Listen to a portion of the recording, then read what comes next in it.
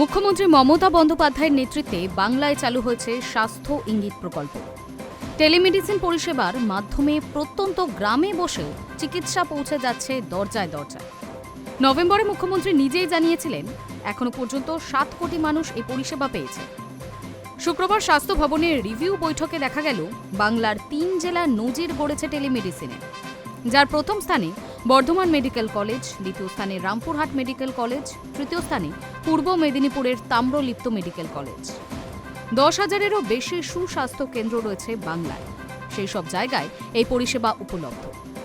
আশাকর্মীরা প্রত্যন্ত গ্রামে রোগীর বাড়ি বাড়ি যায়।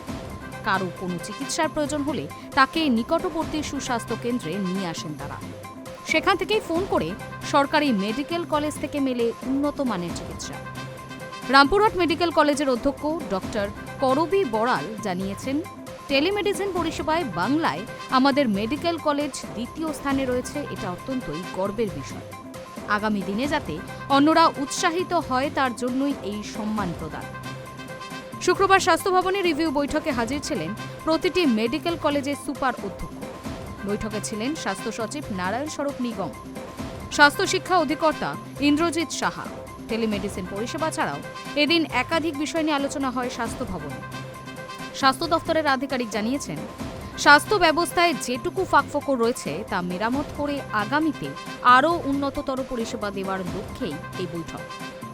সিংহভাগ সরকারি হাসপাতালে চালু রয়েছে ই-প্রেসক্রিপশন পরিষেবা। এই পরিষেবাকে আরও সংগঠিত করার কথা বলা হয় শুক্রবার। স্বাস্থ্য দপ্তরের আধিকারিক জানিয়েছেন, ই-প্রেসক্রিপশন বাধ্যতামূলক করতে হবে। প্রেসক্রিপশন ডিজিটাইজড হলে তা হারানোর ভয় থাকবে না। কম্পিউটারের মেমোরিতে রোগীর মোবাইলে তা থেকে যাবে।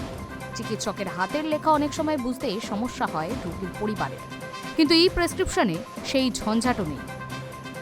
High news network.